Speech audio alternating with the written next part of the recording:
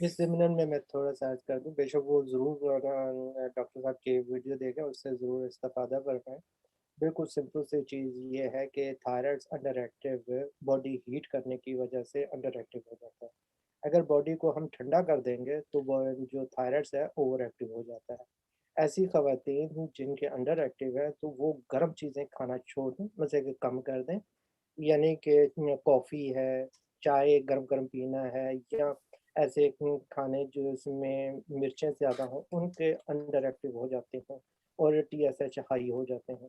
और जो ऐसी ख़वातीन हैं जो अपनी डाइट बदल लेती हैं, फिर उसमें ठंडा पानी, आइसक्रीम और मिल्क शेक या ठंडे खाने या जिसमें सैलड ज़्यादा कर देती हैं, उनका थायराइड जो है ओवर एक्टिव हो जाता है और प्रेशर ऊपर की तरफ बन जाता है और जो थायराइड्स ग्लैंड जो है, वो बहुत ज़्यादा थायरॉक्सिन पैदा करना शुरू कर देता है।